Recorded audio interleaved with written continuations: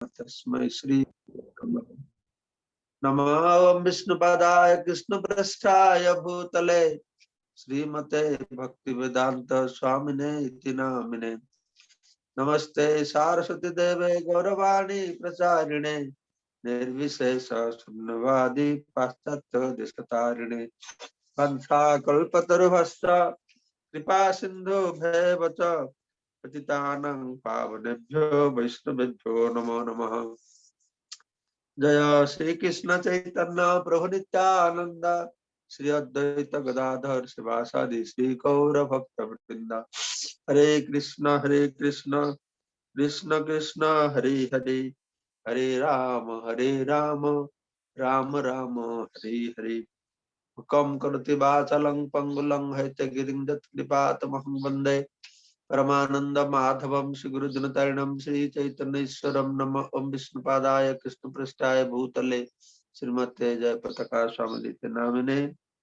गीता महात्मा गीताधयन शिलस्य प्राणायाम परस्य च नैव सन्ति पापानि पूर्वजन्म कृतानि च मल निर्मोचनं पुंसां जल स्नानं दिने दिने सकृत गीतां वशी स्नानं संसार मलनाशनम्।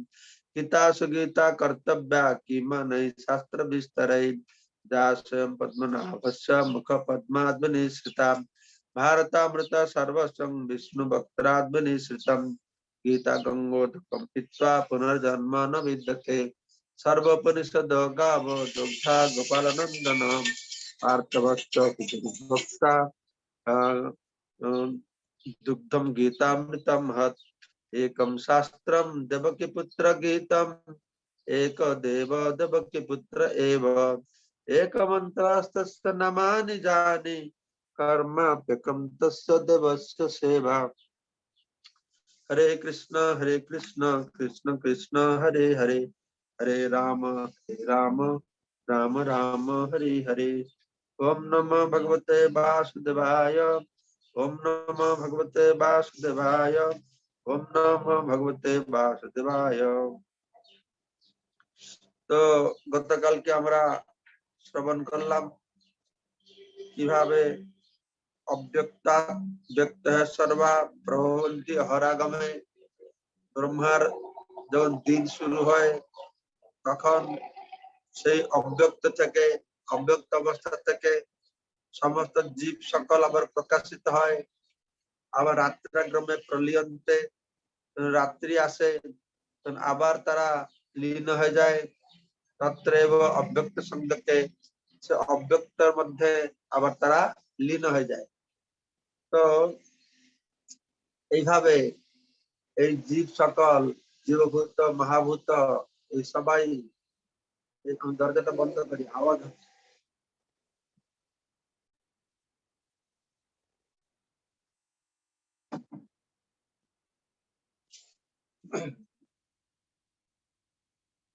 তো এইভাবে অর্থাৎ এই ভৌতিক জগতে একটা তো হচ্ছে প্রতিটি জীব তার জীবনকালে যতটুকু বাঁচে আবার মরে আবার জন্ম হয় আবার মরে আবার জন্ম হচ্ছে। তো সেটা একরকমের। আরেক রকমের হচ্ছে এই ব্রহ্মার একদিন হলে কি হবে তারা সব লয় হচ্ছে রাত্রি লয় হচ্ছে আবার দিনের বেলা আবার তারা প্রকাশিত হচ্ছে। অর্থাৎ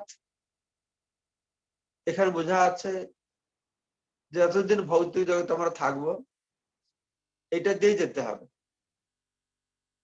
ভূত ভূত প্রলিয়তে হ্যাঁ ভূত গ্রাম স এবা অয়ম এই সমস্ত জীব ভূত গ্রাম সমস্ত জীব ভূত ভূত প্রলিয়তে ভূত ভূত বারম্বার জন্ম হচ্ছে বারম্বার লয় প্রাপ্ত হচ্ছে। রাত্রি আগমে অবশ্য পার্থ প্রভবতী অহর আগম এ পার্থ রাত্রি আগম রাত্রি আসে অবশ্য সম্বলহীন ভাবে তাদের নিজের কোনো নিয়ন্ত্রণ নাই তাদেরকে রাত্রি আসলেই প্রলয়তে, প্রলয়ের সম্মুখীন হতে হবে। আবার প্রভবতী অহরাগমে, আবার ব্রহ্মার দিন আসলে আবার তারা প্রকাশিত হবে। তো এইভাবে চলছে। কিন্তু এখানে বলা হচ্ছে যে কালকে আমি বলেছিলাম যে আরেকটা জগৎ আছে পরহ, এই ব্যক্ত আর অব্যক্ত যে লীলা চলছে এখানে, তারপরে সেটা সনাতন, সেটা নিত্য। পরহ তু পরহ তস্মাৎ তু ভাব, সেই প্রকৃতিটা হচ্ছে শ্রেষ্ঠ আর এই জড় জগতের উপরে। অব্যক্ত, সেটা হচ্ছে অব্যক্ত। এই ভৌতিক জগৎ ব্যক্ত অব্যক্ত, চিন্ময় জগৎটা হচ্ছে অব্যক্ত। এটা প্রকাশিত হয় অপ্রকাশিত হয়। চিন্ময় জগৎটা সেটা আমরা ভৌতিক জগতে দেখতে পারি না, ভৌতিক চোখে দেখতে পারি না, কিন্তু সেটা সবসময় রয়েছে, নিত্য। তস্মাৎ ভাব অন্য অব্যক্ত, অব্যক্ত সনাতন, সেটা হচ্ছে নিত্য। যশ সর্বেষু ভূতেষু নশ্যৎসু ন বিনশ্যতি, সবকিছু এই জগতে বিনাশ হয়ে গেল, তার বিনাশ হবে না। তো সেটাকে বলা হচ্ছে পরমাম গতি। অব্যক্ত অক্ষর ইতি উক্ত তমাহু পরমাম গতি জং প্রত্যন নিবর্তন্তে তদ্ধামম পরমাম। সেটা হচ্ছে জং প্রাপ্য নিবর্তন্তে, যাকে পেলে আবার ভৌতিক জগতে ফিরে আসতে হবে না, সেটি কি না তদ্ধামম পরমাম। তো এটা হচ্ছে অব্যক্ত অক্ষর, সেই অব্যক্ত যে ভগবত ধাম, সেটা হচ্ছে অক্ষর, অবিনশ্বর, অপরিবর্তনীয় বলে বলা হয়েছে। ইত্যুক্ত তমহু পরমাম গতি, সেটা হচ্ছে পরম গতি। সেটা জীবের, সেটি হচ্ছে পরম গতি। সেটি জীব পাওয়ার জন্য চেষ্টা করা উচিত। তো তারপরে বলা আছে পুরুষ পরপার্থ, তো সেই পরম পুরুষকে হে পার্থ কিভাবে লাভ করা যাবে? ভক্ত্যা লভ্যস্তু অনন্যয়া। ভগবান ইতিপূর্বে কর্ম মিশ্র ভক্তি, জ্ঞান মিশ্র ভক্তি, এই অধ্যায় যোগ মিশ্র ভক্তির কথা বলে এখন বলছেন অনন্যয়া, অনন্য ভক্তি। অনন্যা ভক্ত্যা লভ্য পুরুষ পর, সে পর পুরুষ, সে পরম পুরুষকে অনন্য ভক্তি দ্বারা পাওয়া যাবে। যস্য অন্তঃস্থানি ভূতানি, যার মধ্যে সমস্ত জীবের অবস্থান করছে, যে না সর্বম ইদম ততম, যে সবকিছুকে ব্যাপ্ত করে রেখেছে, সব জীব তার মধ্যে রয়েছে, অর্থাৎ সে সবকিছুকে পরিব্যাপ্ত করে ধরে রেখেছে। কথা বলা হচ্ছে যে তিনি হচ্ছেন পরম পুরুষ ভগবান, যার মধ্যে সমস্ত জীব সকল অবস্থান করছে, আর যিনি সমস্ত ব্রহ্মাণ্ডকে পরিব্যাপ্ত করে রেখেছেন। তাকে কিভাবে পাওয়া যাবে? তাকে একমাত্র ভক্তির দ্বারা পাওয়া যাবে। ঠিক আছে, ভক্তির দ্বারা সুলভ পার্থ, ভক্তির দ্বারা সে সুলভ হবে। তো এই কথা বলা আছে যে অনন্য চেত সততম।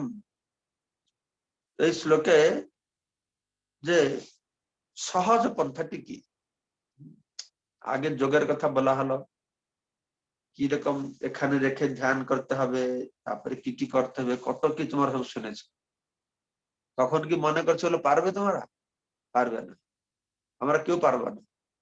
সেই জন্য বলছেন সুলভ, সহজ উপায়টা কি? এই সুলভে কাকে পাবে, কিভাবে পাবে? ভগবানকে পাবে। ভগবানের ধামের লক্ষণ কি না, সেখানে ব্যক্ত অব্যক্তের পরে সেটা নিত্য সনাতন। সেখানে গেলে এই জগতে যেন ভূত্বা ভূত্বা প্রলীয়তে, হ্যাঁ, সেখানে সেই ধান্দা নেই। ভূত্বা ভূত্বা বারবার জন্ম হবে মৃত্যু হবে সেটা সেখানে নেই। তো সেটাকে তাহলে কি করে পাওয়া যাবে না, একমাত্র অনন্য ভক্তির দ্বারা। যোগ মিশ্রণ নেই, কর্ম মিশ্রণ নেই, জ্ঞান মিশ্রণ নেই, অনন্য ভক্তির দ্বারা তাকে পাওয়া যাবে। যা 14 নম্বর শ্লোকে আমরা শুনেছিলাম। তো ভগবান শ্রীকৃষ্ণ বলছেন যে আমাকে একমাত্র ভক্তির দ্বারা পাওয়া যাবে, এই মিশ্র ভক্তি দ্বারা আমাকে পাওয়া যাবে না। অষ্টাঙ্গ যোগ মিশ্র সেটা পাওয়া যাবে না। পাওয়া যাবে কঠিন, সেটা কঠিন, সেটা কঠিন। সবকিছু ভগবানের মধ্যে রয়েছে, সর্বম ইদম ততম, তিনি সবকিছুকে ব্যাপ্ত করে রেখেছেন। তো এইভাবে ভগবান কৃষ্ণকে এইরকম জানতে হবে। শ্রুতিতে বলা হয়েছে, গোপাল তাপন উপনিষদে বর্ণনা করা হয়েছে, এক বসি সর্বগ কৃষ্ণ ইদ্য এক সন বহুদাজ বিভাতি।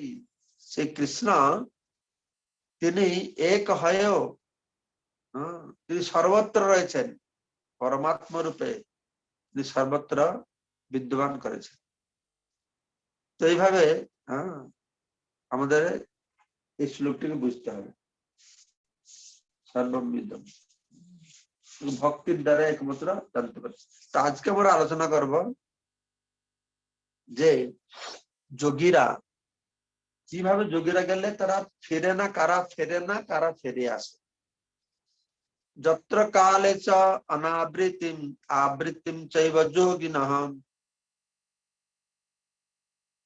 প্রয়াত জানতি তম কালম বক্ষ্যামি ভরতর্ষভ।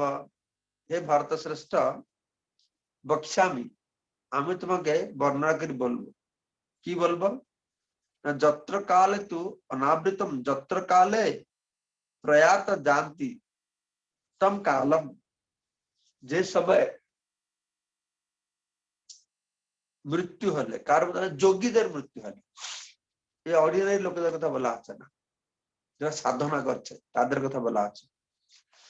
তাহলে অনাবৃতম আবৃতম, মৃত্যুর পরে তারা ফিরে আসবে, ফিরে আসবে না, এই কথা আমি তোমাকে বর্তমান বলবো।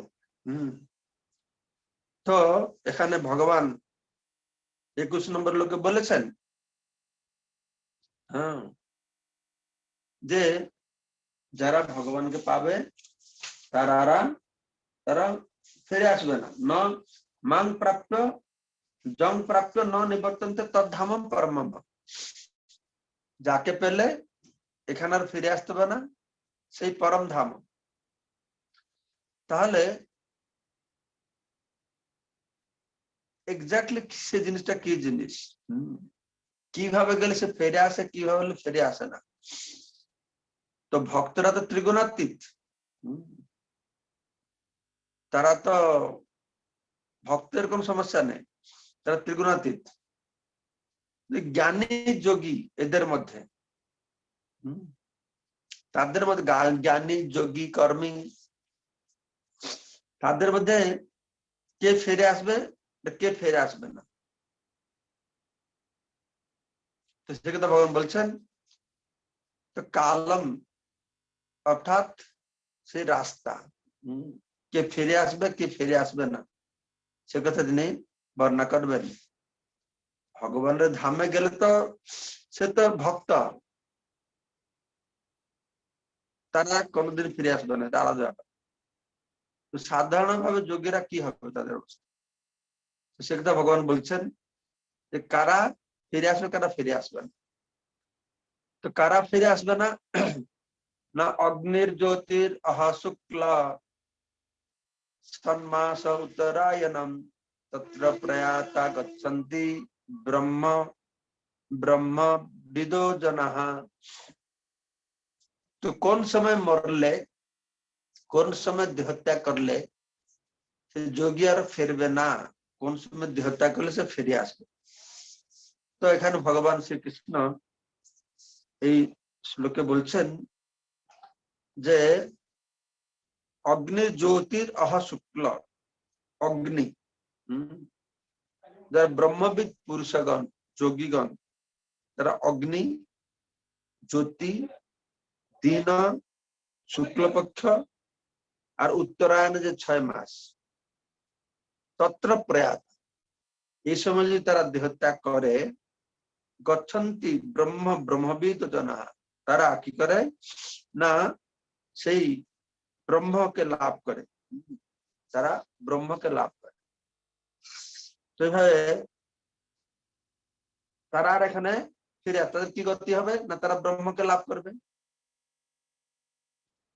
তো এই রাস্তাটি কি রাস্তা না অনাবৃতম না অনাবৃত্তি যত্র কালে তো অনাবৃত্তিম আবৃত্তিম অনাবৃত্তি মানে প্রত্যাবর্তন করে না ভগবান 23 নম্বর শ্লোকে বললেন আমি তোমাকে এখন বলবো যত্র কালে তো অনাবৃত্তিম আবৃত্তিম চৈব যোগিনা প্রয়াতা জানতি তম কালম বক্ষ্যামি ভরতর্ষভ এই কালে দেহত্যাগ করলে যোগী আর ফিরবে না সে কথাটি এখনই তিনি বর্ণনা করছেন অগ্নি আর জ্যোতি দুটো শব্দ এখানে বর্ণনা করা হচ্ছে অগ্নি আর জ্যোতি অগ্নি আর আলো জ্যোতি মানে আলো তো এখানে অগ্নি জ্যোতি মানে বলা হচ্ছে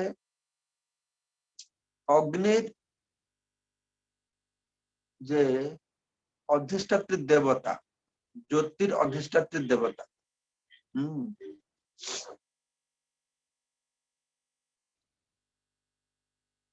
তো অগ্নি হচ্ছে অগ্নি আর আলোক দেবতা সূর্যের কথা বলা হচ্ছে তারা সূর্যের কাছে যাবে আর দিন অহ মানে দিন তো দিনের অধিষ্ঠাত্রী দেবতা প্রথম হলো আলোক তারপর যে দিন দিনের পর আছে শুক্লপক্ষ তো শুক্লপক্ষের অধিষ্ঠাত্রী দেবতা পক্ষের পরে উত্তরায়ণ যে 6 মাস তো জ্ঞানীরা যারা ব্রহ্মবিদ যারা জ্ঞানী তারা এই রাস্তা ধরে যায় তারা ব্রহ্মকে প্রাপ্ত হয়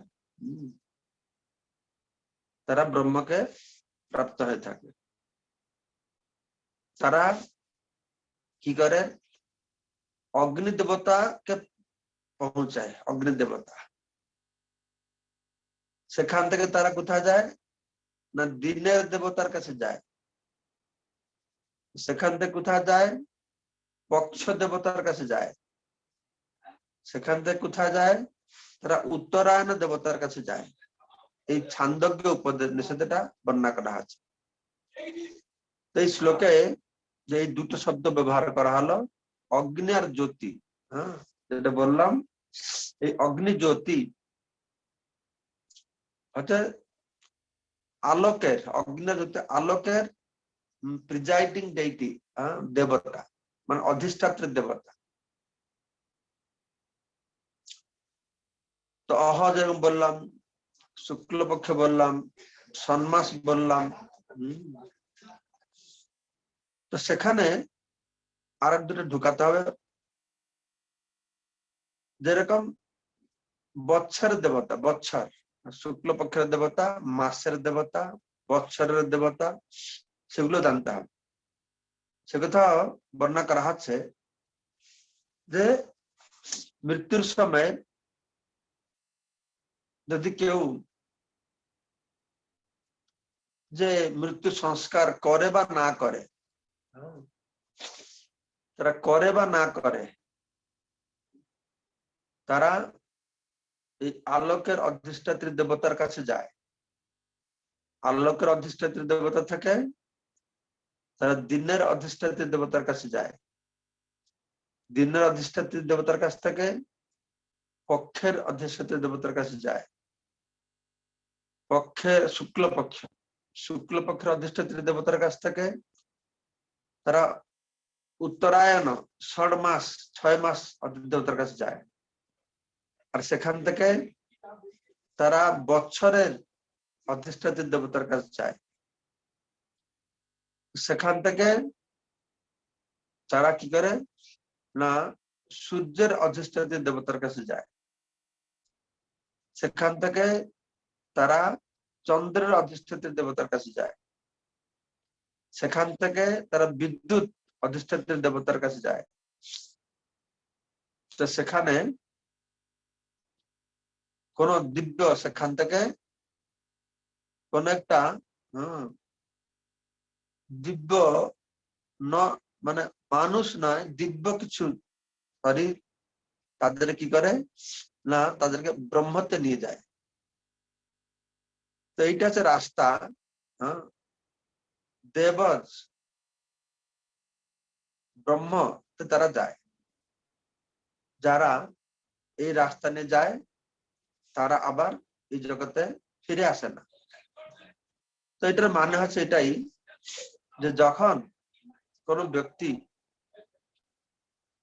ব্রহ্মতে স্থিত থাকে,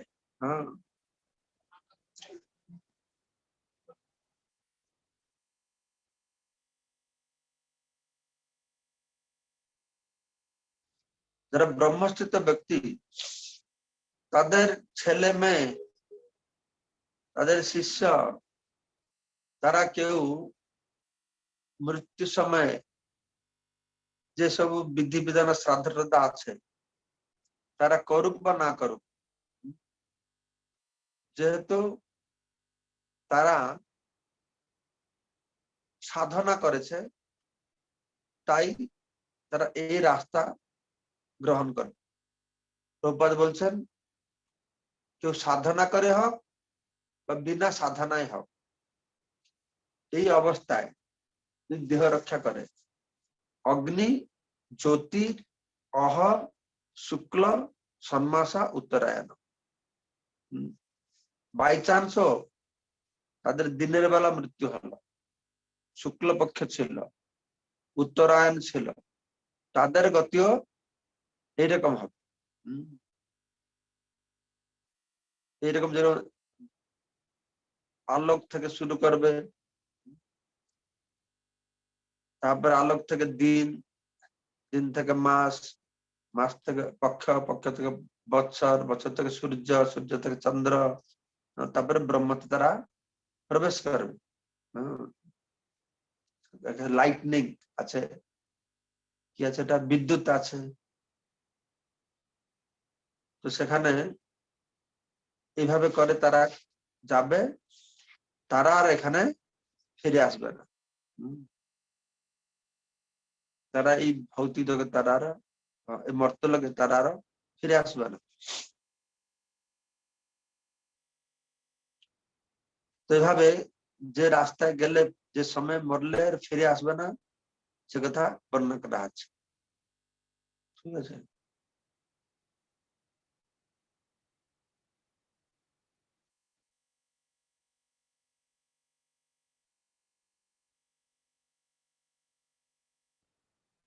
তো তারা আর ফিরে আসবে কারা? ফিরে আসবে ধূম রাত্রি তথা কৃষ্ণ সন্মসা দক্ষিণায়নম তত্র চান্দ্রমসম জ্যোতির যোগী প্রাপ্য নিবর্তন। যারা ধূম ধূম ধোঁয়া রাত্রি কৃষ্ণপক্ষ আর দক্ষিণায়নের সময় দেহ ত্যাগ করবে তখন তারা চন্দ্রলোকে যাবে, গিয়ে সেখানে আবার ফিরে আসবে। তারা চন্দ্রলোকে যাবে, সেখানে তাকে আবার তারা ফিরে আসতে হবে। তো এক রকমের জীব আছে যারা দিনের বেলা শুক্লপক্ষ দক্ষিণায়ন এই উত্তরায়ণে দেহ ত্যাগ করবে, তারা ব্রহ্ম প্রাপ্তি হবে, তারা আর ফিরে আসবে। তো যারা রাত্রিবেলা দেহ ত্যাগ করবে তখন কৃষ্ণপক্ষ থাকবে, দক্ষিণায়ন থাকবে, তাদেরকে ফিরে আসতে হবে। তারা চন্দ্রলোকে গিয়ে সেখানে ভোগ করবে, ভোগ করে আবার ফিরে আসতে হবে। ঠিক আছে, এটা কর্মকাণ্ডীদের কথা বলা হয়। আগে যেটা বলা হলো সে যোগী, সে কোন প্রকার যোগী? তারা জ্ঞান যোগী, তারা একদম ব্রহ্মজ্যোতিতে চলে যাবে। ঠিক আছে, আর এটা যে বলা হলো কর্মকাণ্ডী কর্মীরা, তারা এখানে ফিরে আসবে, তারা যাবে, তারা সেখানে গিয়ে ইন্দ্রলোক চন্দ্রলোকে স্বর্গলোকে ভোগ করবে, সেখানে গিয়ে এখানে ফিরে আসতে হবে। এখানে আবার ফিরে আসতে হবে।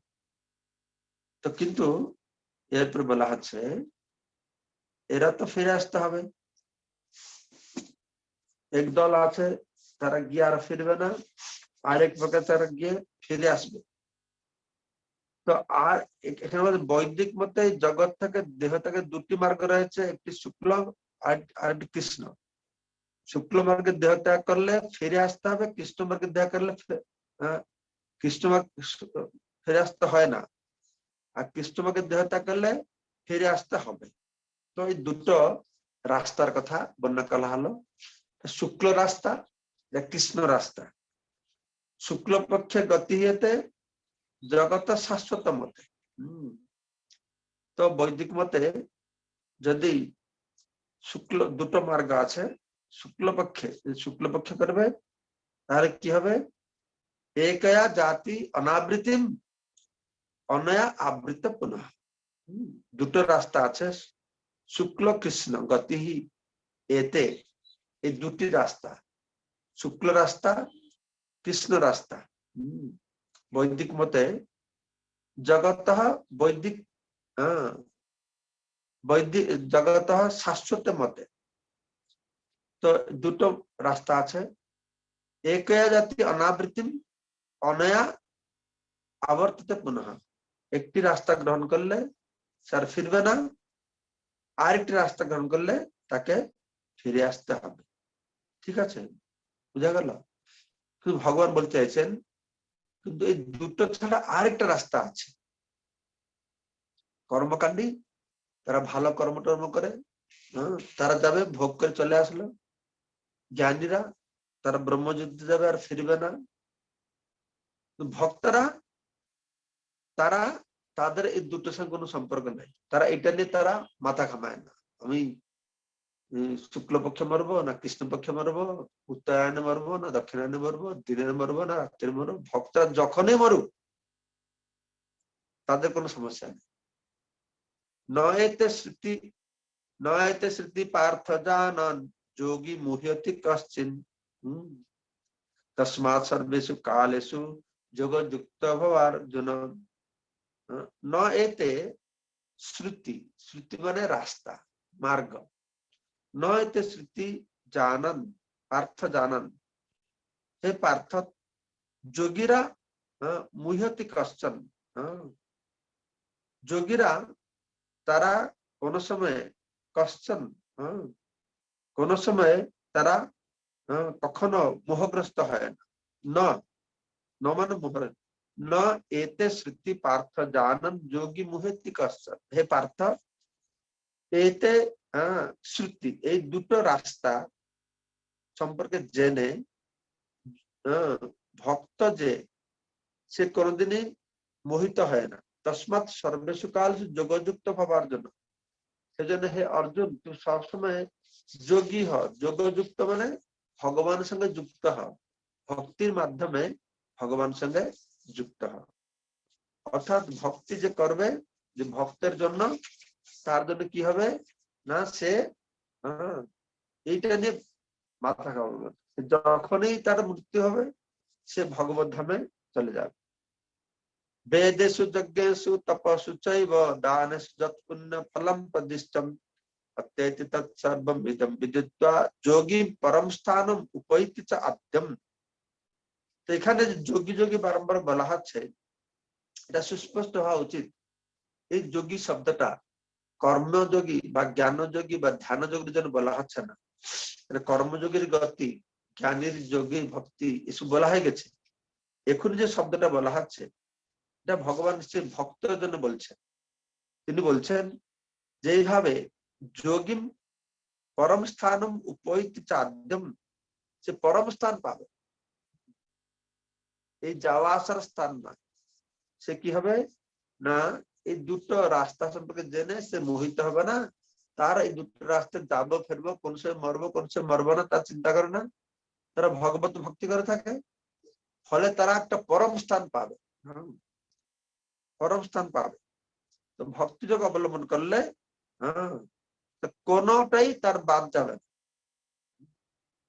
স্থান পরমিতি বেদেশু যজ্ঞেশু তপস্যু চাইব, যদি কেউ বেদ পাঠ করে, যজ্ঞ অনুষ্ঠান করে, তপস্যা করে, দানেশু যত পুণ্য ফলং প্রদিষ্ট, দান ইত্যাদি যত প্রকারের জ্ঞান কর্ম সাধনা আছে, তো ভগবানের যে ভক্ত হবে সে সমুদ্র ফল যোগী বা ভক্ত লাভ করে করে আদি পরম ধাম সে প্রাপ্ত হবে। যে ভগবানের যে ভক্ত হবে সেই এই সব কিছু সে লাভ করতে পারবে। তো এইভাবেই ভগবান সুন্দরভাবে এই অক্ষর ব্রহ্মযোগ বর্ণনা করলেন, খুব সিস্টেমেটিক্যালি প্রেজেন্টেশন করেছেন যে কিভাবে মৃত্যু আমাদের হওয়া উচিত, মৃত্যুর কথা বর্ণনা করেছেন, যোগ বলে কিভাবে বিভিন্ন পন্থা বর্ণনা করেছেন। আর এর মধ্যে তিনি বললেন যে কিভাবে আমি সুলভ, আমার কি করে ভক্ত পেতে পারবে, নয় ভক্তের কাছে আমি গিয়ে পৌঁছাবো। ভক্ত আমাকে পায় না, ভক্ত আমার কাছে পৌঁছায় না, আমি গিয়ে ভক্তের কাছে পৌঁছাই, এটা হচ্ছে পার্থক্য। সবাই চেষ্টা করে করে আমার কাছে আসবে, জ্ঞানী যোগী তারা কোনো না কোনোদিন আমাকে পাবে, তো তারা চেষ্টা করে আমার কাছে আসবে। কিন্তু ভক্ত সে আমার কাছে আসবে না, আমি তার কাছে যাব, অর্থাৎ সে সহজে আমাকে লাভ করতে পারবে, যেহেতু তার আমার প্রতি মমতা বুদ্ধি আছে, স্নেহ আছে, ভালোবাসা আছে, তো তাতে প্রভাবিত হয়। তাই ভক্ত যে আমার কাছে আসে তার কারণ ভক্ত নয়, তার কারণ হচ্ছে আমি, তার ভালোবাসাতে আকৃষ্ট হয়, আমি তার কাছে গিয়ে পৌঁছে যাই। তো এই জন্য আমাদের কি করতে হবে না, সব সময় যে কোনো ভাবে ভগবানের সঙ্গে যুক্ত হবে। ভগবান বলছে আমার ভক্ত আমাকে পাবে কি, সে ভক্তি করতেই আমাকে পেয়ে গেছে। অন্যরা সাধন করে সিদ্ধি পাবে, অন্যদের সাধন এক রকমের সিদ্ধি এক রকমের, কিন্তু আমার ভক্তের জন্য সাধন যেটা সিদ্ধি হচ্ছে এটা। ভক্ত এখানে সাধনা যা করছে সিদ্ধিতেও তাই করবে, কোনো পার্থক্য নেই। এখানে আমার জন্য রান্না করছে, আমাকে পূজা করছে, আমাকে ধ্যান করছে, সেখানেও তাই করবে। কর্মকাণ্ডীরা যেরকম এক রকমের কর্মকাণ্ড সাধনা করলো, তার সিদ্ধিটা স্বর্গে গেল। জ্ঞানীদের একরকম সাধনা হলো, সিদ্ধি আরেকটা হলো। কিন্তু ভক্তরা প্রথম থেকে ভগবানকে রয়েছে, শেষেও সে ভগবানকে নিয়ে থাকবে। আমার ভক্ত আমাকে পাবে না, সে পেয়ে গেছে। ভক্তি যে শুরু করলো, সে শুরু করলো মানে আমার সান্নিধ্য সে লাভ করেছে, সে আমাকে পেয়ে গেছে। তো এইভাবে সুন্দরভাবে আমরা অষ্টম অধ্যায় অক্ষর ব্রহ্মযোগ শ্রবণ করলাম। যদি আর কোনো প্রশ্ন থাকে একটা দুটো আপনারা জিজ্ঞাসা করতে পারেন। আমি কালকে আরেকটু এই আসা যাওয়া নিয়ে আরেকটু রিভাইজ করবো। তাড়াতাড়ি চ্যাপ্টার শেষ করতে বলে দিলাম তাড়াতাড়ি করে। আপনি বলুন কোনো প্রশ্ন যদি থাকে, প্রশ্ন উত্তরের মাধ্যমে জিনিসটা সুস্পষ্ট হয়। আমি তো এক ধারায় বলে যাচ্ছি, কে কি বুঝছে না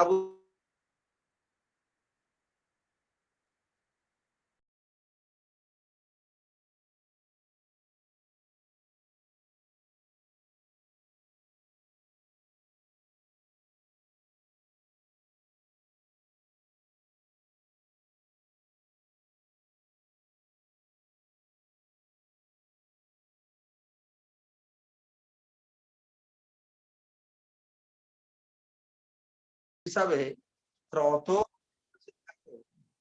তাদেরকে অমর বলে বলা হচ্ছে। তো আমি এটাকে সেইভাবে বুঝেছি, যখন আমরা জানি যে আর্য কুচ্ছনা পরং পদং তথা পতন্তি অথা ব্রহ্মজ্যোতিতে গেলেও ফিরে আসতে হবে, কিন্তু সে অত লম্বা কাল থাকবে, সে না আসার মতো নেই। সেই জন্য হয়তো বলা হচ্ছে ফিরে আসতে হবে না। আমি এইভাবে বুঝলাম এটাকে, এটা পড়ে। আপনার মুখ থেকে শ্রবণ করেছিলাম মহারাজ যে এই জ্ঞানযোগী ব্রহ্মজ্যোতিতে যাবে এবং অনেক দিন থাকবে, দিয়ে তারপর সে বুঝতে পারবে যে বাসুদেবী সর্বকারণের পরম কারণ, তারপর সে ভক্তি যোগে যুক্ত হবে এসে। তো সে কথা এরকম বলে যে বহুনাম জন্মানামন্তে জ্ঞানবান মাং প্রপদন্তে, তারা বহুবার যাবে আসবে যাবে আসবে, তারপরে বুঝতে পারবে। জ্ঞানী শেষে, জ্ঞানযোগীরা পরিশেষে তারা বুঝবে যে বাসুদেবী সবকিছু, তখন তারা ভগবানের শরণাগত হবে। যেটা আমি আগে বলেছিলাম, কর্মী হোক, জ্ঞানী হোক, যোগী হোক, যোগীদেরও একই অবস্থা। যোগীরা তারা পরমাত্মাকে দর্শন করবে, পরমাত্মাকে দর্শন করে প্রভুপাদ বলছেন, তখন ভগবান দর্শন করে আকৃষ্ট হয়ে আবার তার ভক্তি শুরু করে। তো জ্ঞানী হোক, যোগী হোক, কর্মী হোক, সবাই এক সময়ে ভক্তিতেই প্রবেশ করতে হবে ভগবান কাছে পৌঁছাতে হলে। তো একটা একজন কেউ জিজ্ঞেস করছিলেন আমাদের শ্রোতাদের মধ্যে, যারা কর্মকাণ্ড করবে তারা স্বর্গে যাবে, ফিরে আসবে। যারা জ্ঞানী তারা ব্রহ্মজ্যোতিতে যাবে। তারা যোগী তারা কোথায় যাবে? যোগী তো পরমাত্মাকে দর্শন করবে, তারা যাবে কোথায়? কালকে আমি দেখলাম তারা তারা যোগীরা তারা পরমাত্মাকে দর্শন করে ভক্তিযুক্ত হয়, তারা ভগবানের সারূপ্য, সালোক্য, শাস্তি, এই মুক্তি তারা পাবে, সামীপ্য মুক্তি পাবে। জ্ঞানীরা সাযুজ্য মুক্তি পাবে, যোগীরা শাস্তি, সালোক্য, সামীপ্য, সারূপ্য মুক্তি পাবে। আমি এটা আগে জানতাম না, কি কি মনে ইচ্ছা বলবো, যেহেতু আমরা আচার্যরা বলছেন তাই সেটা আমি এটা বলছি আপনাদের কাছে। ঠিক আছে মহারাজ, তাহলে তাহলে এই ব্রহ্মজ্যোতিতে যাওয়ার পর অনেক দিন ব্রহ্মজ্যোতিতে থাকবেন, তারপর এই ভৌতিক অনেক, মানে জগতে। অনেক অনেক অনেক অনেক অনেক অনেক, তার কোনো হ্যাঁ মানে বহু কথা। হ্যাঁ হ্যাঁ, দীর্ঘ দীর্ঘ দীর্ঘ দিয়ে তারপর এই ভক্তি জগতে এসেই তিনি আবার ভক্তি যোগ অনুসরণ করবেন। হ্যাঁ, সেখান থেকে ব্রহ্মজ্যোতি থেকে ব্যাপার আছে, যেরকম স্বর্গলোকে যাও বা ব্রহ্মলোকে ব্রহ্মার কাছে যাও, আমরা সবাই সবসময় শুনেছি ক্ষীণে পুণ্যে মর্তলোকে বিশান্তি, পুণ্য শেষ হয়ে গেলে ফিরে আসবে। কিন্তু কেউ কেউ আছে তারা যত ব্রহ্মলোকে গেল, ঠিক আছে, তারা ব্রহ্মলোকে গিয়ে তারা ফিরে আসছে না, সেখানে থাকলো। কিন্তু তারা যদি সেখানে থাকলো, কিন্তু ব্রহ্মার আয়ুকাল শেষ পর্যন্ত থাকলো, তাদের কি গতি হবে? তারা যদি কৃষ্ণ ভক্তি করতে থাকে তাহলে তারা ব্রহ্মার সঙ্গে ভগবত ধামে চলে যাবে। যদি কৃষ্ণ ভজন না করতে থাকে তাহলে সেই কর্মফল নিয়ে তারা মহাপ্রলয়ের সময় মহাবিষ্ণুর সঙ্গে গিয়ে থাকবে। আবার যখন সৃষ্টি হবে, আবার তারা ডাইরেক্টলি সে ব্রহ্মলোকে এসে জন্ম লাভ করে। তো এই যে সেই রকম যারা ব্রহ্মজ্যোতিতে যায়, তো ব্রহ্মজ্যোতি থেকে কোথায় কোথায় বর্ণনা করা হয়েছে তারা ভক্তি পায়, কিন্তু এটা খুব কঠিন। ব্রহ্মজ্যোতি থেকে সাধু সঙ্গত পাবে না। গুরু মহারাজ বলছিলেন, কোন সময় তো তুমি ব্রহ্মজ্যোতি আত্মা ঘুরে বেড়াচ্ছে, নারদ মুনি হয়তো সেই রাস্তায় উড়ে উড়ে যাচ্ছে, তার যদি সান্নিধ্য পেয়ে গেল, নিয়ম অনুসারে তাকে এখানে আসতে হবে, এখানে এসে সাধন ভজন করে যেতে হবে। শাস্ত্রে এটা বলা হচ্ছে, এই মর্ত ভূমিটা আছে কর্মভূমি, তুমি যেখানে যাও না কেন এইখানে আছে, এইখান থেকে সাধনা করে ভগবত ধামে যাবে।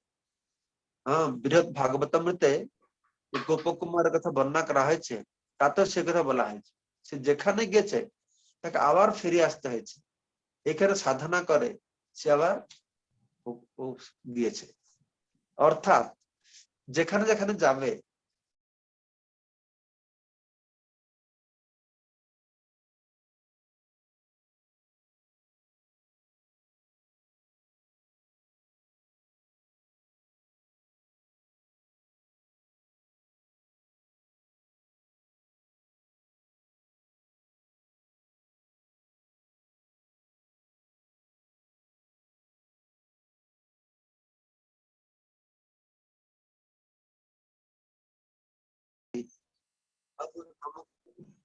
ମୁଁ ଧାମକୁ ତାକୁ ନେଇ ଆସିବି। ସେ ଶ୍ଲୋକଟା ତମ ପାଖରେ ଅଛି?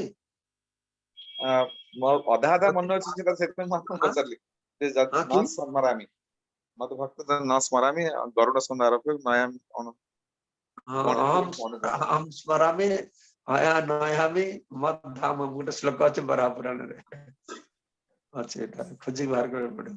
ମୁଁ ସେତେବେଳେ ଦେଖିଥିଲି କୋଉଠି ଗୋଟେ ଟାଇପ କରି ରଖିଥିଲି, ଥିବ ମୋ କମ୍ପ୍ୟୁଟର ଭିତରେ ଶ୍ଲୋକଟା ଥିବ। ତ ସେଇଟା ସେଇଟା ସୁନ୍ଦର ଜିନିଷ। ଏଇ ଯେ ସୁଲଭ କଥା କୁହାଯାଉଛି ନା, ଯୋଉଟା କହିଲି ଏଇଟା ଯୁକ୍ତିଯୁକ୍ତ ଯେ ଭଗବାନ କହୁଛନ୍ତି ଯଦି କୌଣସି କାରଣରୁ, ହଁ ଏଟା ଖୁବ ଯୁକ୍ତିଯୁକ୍ତ ଶ୍ଲୋକ, ଏଇ ସମ୍ପର୍କିତ। ଏଠି ତ ମୃତ୍ୟୁ ସମୟ ଭଗବାନଙ୍କ ସ୍ମରଣ କରିବା କଥା କୁହାହେଲା। ଯୋଗୀ ମାନେ ସ୍ମରଣ କରିବେ, କେତେ ସାଧନା କରିବେ ସ୍ମରଣ କରିବା ପାଇଁ କି। ଭଗବାନ ଏକଥା ବି କହିଦେଲେ ଯୋଗୀ ମାନେ ସେ କି ପ୍ରାଣବାୟୁକୁ ନେଇକି ସ୍ଥାପନ କରିବେ, ଇଏ କରିବେ ସେ କରିବେ, ଯୋଉଟା କି ଆମ ପାଇଁ ସ୍ୱପ୍ନ, ସମ୍ଭବ ହିଁ ନୁହଁ। ତାପରେ ଭଗବାନ କହିଲେ ଠିକ ଅଛି, ତୁମେ ଏଟା ନ କରିପାରିବ, ତୁମେ ସବୁବେଳେ ମୋ କଥା ଚିନ୍ତା କର, ମୋ କଥା ଅଭ୍ୟାସ କର। ହଁ, ତମେ ଭଗବାନଙ୍କୁ ଯଦି ସବୁବେଳେ ସେବାରେ ରହିଥିଲେ ଭଗବାନ ଆମର ଉଦ୍ଦିତ ହେବେ। ତାପରେ ଭଗବାନ he is going to another extend, ଏଇ ସବୁ ସତ୍ୟ ବି ମୋ ଭକ୍ତ କୌଣସି କାରଣ ମତେ ମନେ ନ କରି ପାରିଲା, ହେଲେ ମୁଁ ତାକୁ ମନେ କରିବି। କେତେ ବଡ କଥା କୁହନ୍ତୁ। আমি বাংলায় বলি, এটা সুন্দর জিনিস। তো আমরা এখন আলোচনা করছি মৃত্যু সময় ভগবানকে স্মরণ করার কথা।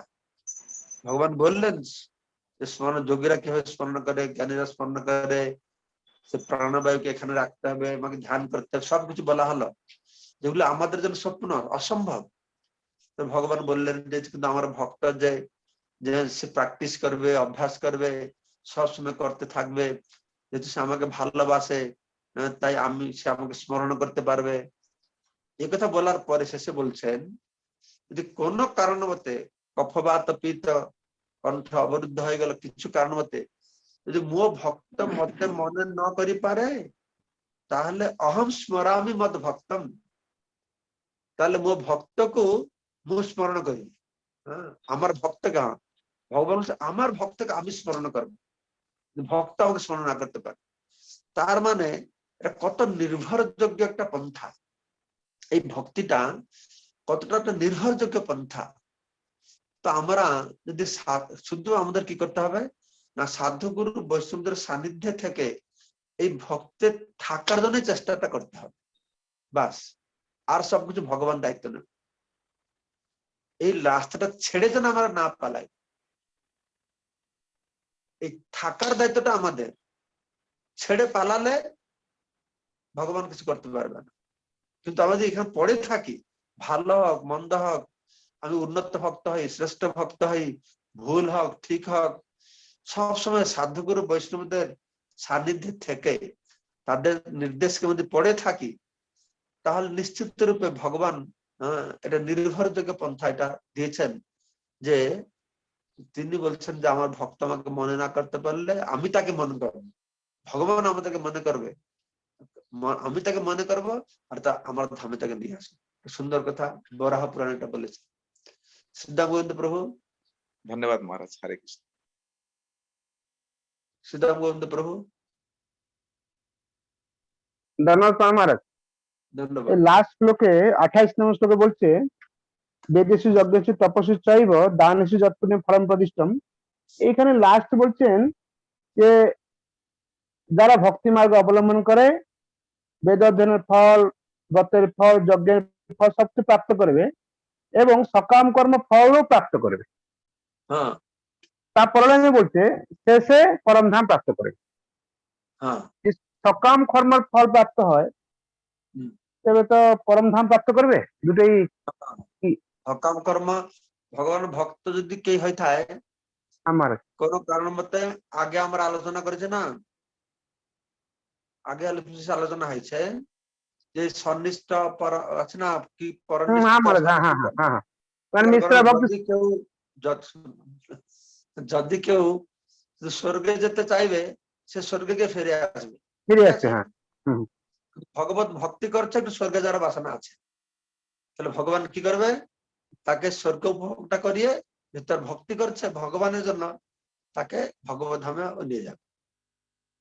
সেই অকাম সর্বকাম মুখ্য কাম উদারাধি তীব্রেন ভক্তি যোগনে যজন্তে পুরুষম পরম।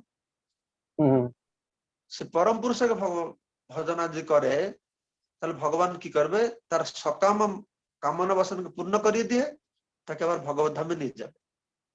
কিন্তু অনেক লোক সেটা করে না, তার সকাম কামনা বাসনকে পূর্ণ করতে তার দেবদেবীদের পূজা করে, ভূত প্রেতের পূজা করে, এসব করছে না। ভগবান বলছেন যে আমার ভক্তের সকাম হয়ে থাকে, তাহলে আমি তার কামনা বাসনা পূর্ণ করে ভগবত ধামে নিয়ে আসবো।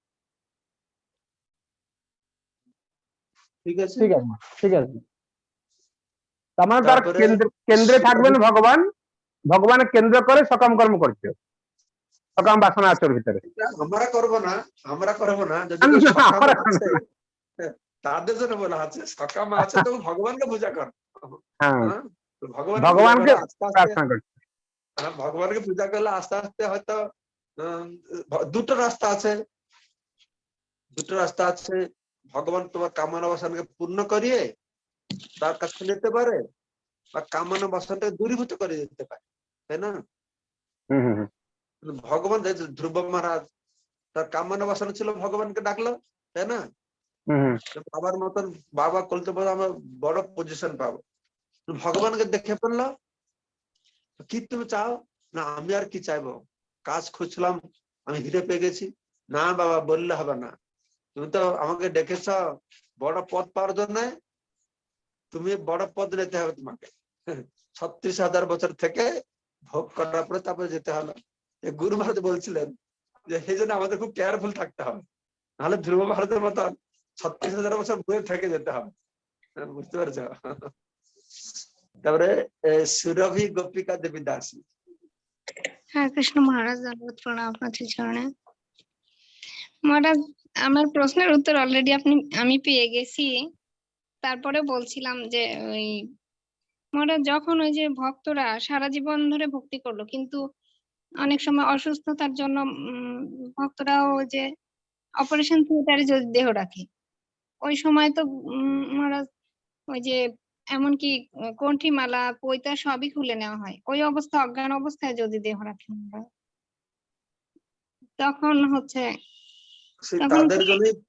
তাদের জন্যই তো ভগবান এই বরাহ পুরাণে কথাটা বলেছে। এরকম একটা অবস্থায় আছে, ভক্ত আমার কথা মনে করতে পারছে না, কিন্তু আমি তো তার কথা মনে করবো। সে আমার জন্য কি করেছে, আমি কোথায় একটা পুরাণে না বইতে পড়েছি, ভক্ত ভগবান কাছে যায়, আমাদের যা কিছু আমরা করছি সব ভগবান লেখে রাখছেন। অবশ্য আমাদের মতো খাতা কলম নিয়ে লেখে রাখে না, রেকর্ড রাখছেন। ভক্ত ভগবান কাছে ফিরে যায়, ভগবান সব সে লিস্ট পড়ে, যে ভক্ত আমার প্রিয় ভক্ত, তুমি আমার জন্য কত কষ্ট করেছ, কত রাত্রি অনিদ্রা হয়েছ, কত মানুষদের লাঞ্ছিত হয়েছ, কত সমস্যার সম্মুখীন হয়েছ, তুমি আমাকে ভালোবাসার জন্য যত সমস্যা দিয়ে তবু আমাকে ছাড়ো না, তাই আমি তোমাকে কি দিব, তার প্রতিদান দেওয়ার জন্য তোমার কাছে কিছুই নেই, তাই আমি আমাকে তোমার কাছে অর্পণ করলাম। ঠিক সেই রকম যদি ভক্ত, সেই জন্যই আমাদেরকে এই দেহ ত্যাগ করবার পূর্বে যতটা পারে আমরা ভগবান জন্য করতে থাকি, যত লাঞ্ছিত হয়, যত কষ্ট পাই, যত কিছু হতে থাকি, আমরা ভগবান জন্য করতেই থাকি, তবে তো ভগবান আমাদেরকে মনে করবে না, নাহলে ভগবান কেন আমাদের মনে করবে? সেই জন্যই ভক্ত যে অবস্থাতে তার মৃত্যু হোক, তার দৃষ্টান্ত রেখে দিয়ে গেলেন পরীক্ষিত মহারাজ। কি একটা মৃত্যু হলো, অভিশাপ পেল, অভিশাপে মৃত্যু হলো, সর্পদংশনে মৃত্যু হলো। আমরা সাপ কাটবে তোমাকে, সাপ মারবে, কি এটা মৃত্যু হলো, কিন্তু অত খারাপ অবস্থাটা মৃত্যু হলো, তার সেই মৃত্যুতে তিনি পরম গতি লাভ করেছেন, তাই না? ঠিক আছে, বলরাম মুরারি প্রভু, বলরাম মুরারি প্রভু। হরে কৃষ্ণ, ধন্যবাদ মহারাজ।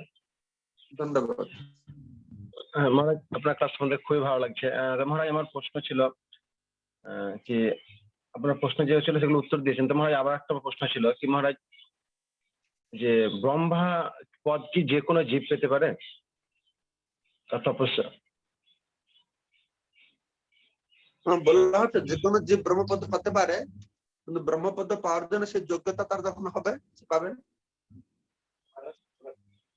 না, মহারাজ আমি একটা ক্লাসে শুনছিলাম কি সেখানে বলা যায় নাকি ব্রহ্মপদ পাওয়া যায় নাকি ব্রহ্ম লোকে যেতে পারে, সে কি ব্রহ্মপদ নাকি কোনো সাধারণ জীব পেতে পারে না। তো এটা মহারাজ কি বানালো? ও আমি তো বললাম না ওরা নিয়ে আসতে হবে।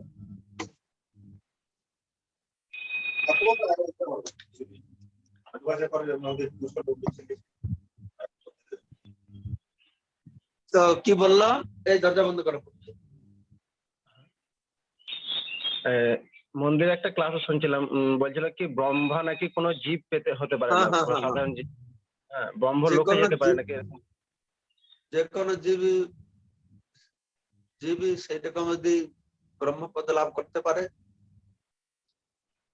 1000 ইন্দ্রপদ লাভ করতে পারে, কত অশ্বমেধ যজ্ঞ করলে ইন্দ্রপদ লাভ হবে, কত জীবন বর্ণাশ্রম ধর্ম ঠিক করে পালন করতে পারলে ব্রহ্মপদ পাবে, সেসব বর্ণনা করা হয়েছে। যত অত জীবন বর্ণাশ্রম ধর্ম ঠিক করে পালন করবে সে ব্রহ্মপদ পাবে, এসব বর্ণনা করা হয়েছে। তারপর আবার বলা আছে যে যারা যারা ওই ভগবত ধাম থেকে হোক বা সে বর্ডার থেকে হোক বা ব্রহ্মজ্যোতি থেকে পতন হয়, তাদের মধ্যে কিছু কিছু আছে তারা ব্রহ্মপদ পায়, ব্রহ্মার পদ পায়। এরকম ব্রহ্মার পদ পাওয়ার জন্য ভিন্ন ভিন্ন রাস্তা আছে ব্রহ্মপদ পাওয়ার জন্য। কিন্তু আমরা কি করে ব্রহ্মপদ পাওয়া যাবে সে রাস্তা খুঁজছি না, কিন্তু আমরা জানি যে এই ব্রহ্মপদটা একটা কত তুচ্ছ। সেজন্য বলা হয়েছে কৈবল্য নরকায়তে ত্রিদশপুর আকাশ পুষ্পায়তে বিধি মহেন্দ্রাদিশ্চ কীটায়তে। যে চৈতন্য মহাপ্রভু কৃপা কটাক্ষ পাবে তার জন্য বিধি মহেন্দ্রাদিশ্চ কীটায়, ব্রহ্মপদ ইন্দ্রপদ এটা কীটের মতন মনে হবে। সেজন্য ভক্তরা কিভাবে ব্রহ্ম হওয়া যাবে তার অন্বেষণ করে না, তো শাস্ত্রে বর্ণনা করা হয়েছে এই কাজ করলে ব্রহ্ম হতে পারে। ঠিক আছে, ব্রহ্মেশ গৌর প্রভু। হরে কৃষ্ণ, ধন্যবাদ প্রণাম মহারাজ। ধন্যবাদ মহারাজ, এই যে আমাদের গমনাগমনের কথা শুনলাম আর কি, এখানে ভীষ্মদেব সে কি ভক্ত ছিল না যে সে ওই উত্তরায়ণের জন্য অপেক্ষা করছিল? ভীষ্মদেব জ্ঞানী ছিল না, তিনি আচার্য ছিলেন, লোকদের শিখাচ্ছেন। আসল উদ্দেশ্য ছিল না উত্তরায়ণটা, আসল উদ্দেশ্য ছিল ভগবান কৃষ্ণকে সামনে দেখবে। ঠিক আছে, শাস্ত্রে বলছে উত্তরায়ণে দেহত্যাগ করলে সে ঊর্ধ্বগতি পাবে, যেখানে গেলে আর আসতে হবে না। তো সেই উদ্দেশ্যে তিনি উত্তরায়ণের জন্য অপেক্ষা করেছেন, কিন্তু তার আসল উদ্দেশ্য ছিল যে কৃষ্ণকে সামনে দেখবে। কিন্তু কৃষ্ণকে সামনে দেখেছেন, তিনি তো হচ্ছেন মহাজন, তিনি ভগবত ধামে চলে গেছেন। তারপরে যে কৃষ্ণ ধামে গেলেও আসবে না, উত্তরায়ণ দেহত্যাগ করলে যদি সে যোগী থাকে সে ব্রহ্মজ্যোতি যাবে। প্রভুপাদ বলছেন বাই চান্সেও যদি সে মৃত্যু হয় তারাও ভালো গতি হবে, এটা বলা হচ্ছে। এই সম্যটার প্রভাব এইরকম আছে। ঠিক আছে ব্রহ্মেশ প্রভু। হ্যাঁ ঠিক আছে মহারাজ। ওকে, আজকে অনেক সময় হয়ে গেল, তো সবাইকে ধন্যবাদ অতক্ষণ ধৈর্য ধরে শুনবার জন্য। তো বাঞ্ছা কল্পতরুভ্যশ্চ কৃপা সিন্ধু